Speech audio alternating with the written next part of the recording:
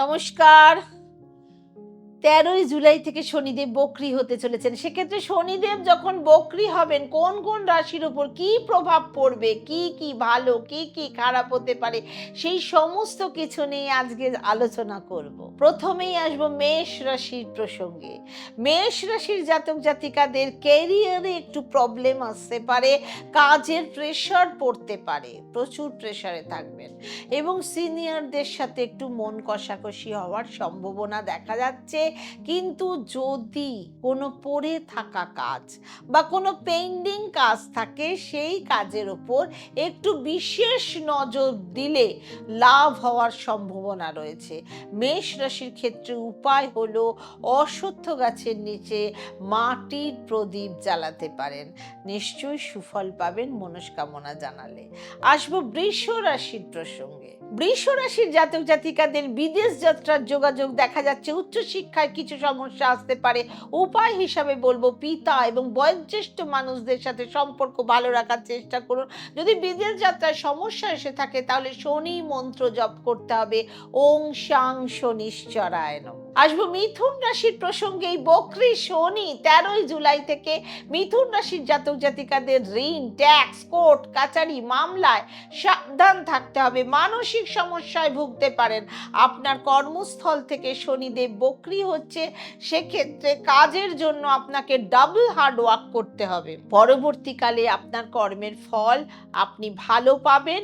উপায় হিসাবে 10টি অন্ধ মানুষকে খাবার খাওয়াতে হবে। আসবো কর্কট রাশির প্রসঙ্গে। কর্কট রাশির জাতক জাতিকাদের বিবাহে একটু প্রবলেম আসতে পারে। বিবাহ সম্পর্কে একটু মিসআন্ডারস্ট্যান্ডিং হওয়ার সম্ভাবনা রয়েছে। পুরনো কোনো সম্পর্ক, নতুন পুরনো কোনো লাভ অ্যাফেয়ার আপনার সামনে আসতে পারে। সেক্ষেত্রে আপনাকে 28শে নভেম্বর অবধি একটু বিশেষ নজর রাখতে হবে। সেক্ষেত্রে উপায় স্বরূপ প্রত্যেক শনিবার আপনি শনি মন্দিরে গিয়ে কালো তিল দান করুন এবং শনি মন্ত্র জপ করুন, ওং শাং শনিশ্চরায় নমঃ। আসবো সিংহ রাশি।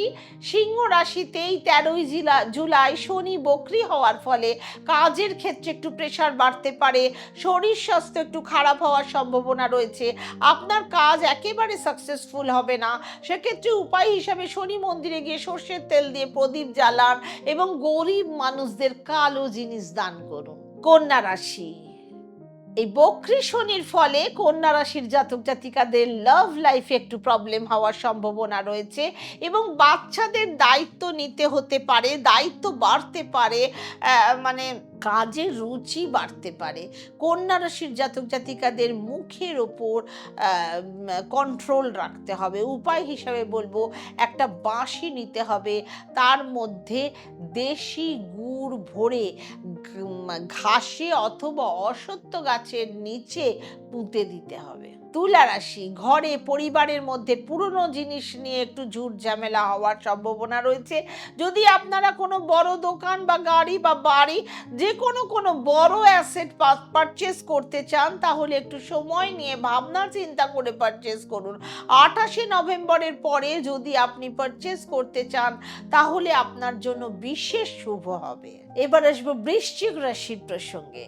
ছোট ভাই বোনের সাথে একটু মনের অমিল হতে পারে, কথা কাটাকাটি হওয়ার সম্ভাবনা রয়েছে, মিসআন্ডারস্ট্যান্ডিং হওয়ার সম্ভাবনা রয়েছে, যাত্রায় সমস্যা আসতে পারে।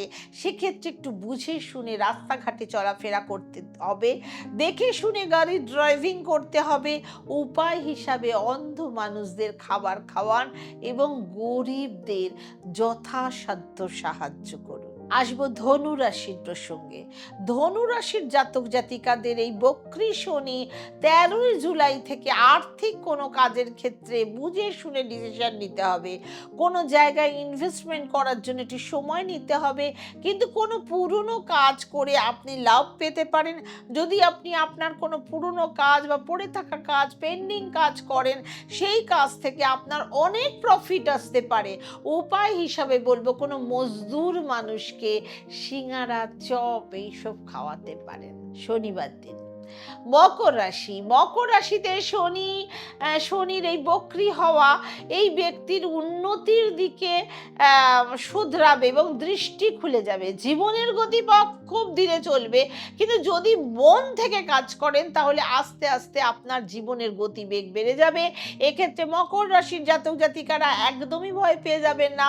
শনিদেব আপনাদের রাশির তৃতীয় বক্রি হয়ে যাবেন। এক্ষেত্রে উপায় হিসাবে মকর রাশির জাতক জাতিকাদের ভাই বোনের সাথে ভালো সম্পর্ক তৈরি করতে হবে। ছোট ছোট ভাই বোনদের ছোট ছোট গিফট দিতে হবে, তাদের দরকারি জিনিস তাদের গিফট দিতে হবে।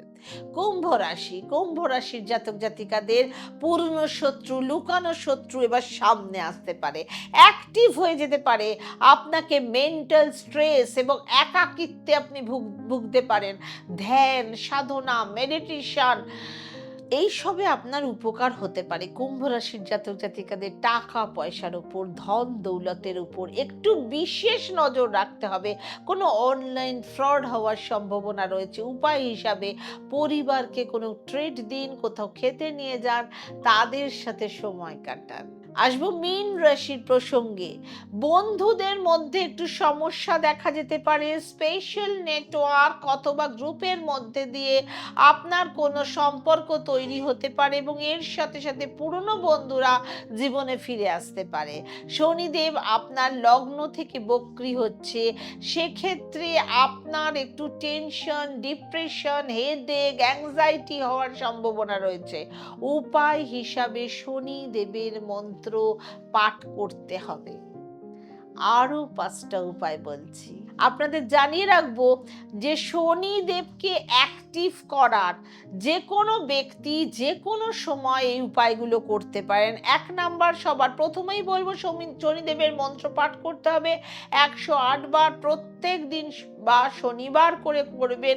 ওং সাং শনিশ্বরায় নমঃ। 2 নাম্বার, শনিবার দিন কালো তিল অশ্বত্থ গাছের নিচে কালো তিল দিয়ে প্রদীপ জ্বালাবেন। 3 নাম্বার, প্রত্যেক শনিবার কালো রঙের জামা কাপড় পরে শনি মন্দিরে গিয়ে শনিদেবের পুজো করুন। 4 নাম্বার, রাস্তার গরিব মানুষদের, বয়োজ্যেষ্ঠ মানুষদের অথবা যেসব ছেলে মেয়েদের তাদের মা বাবাকে বাড়ি থেকে বার করে দেন, সেই সমস্ত মা বাবাদের সাহায্য করুন, আর্থিক সাহায্য করুন, তাদের খাবার দান করুন, তাদের জল দান করুন, তাদের কালো বস্ত্র দান করুন।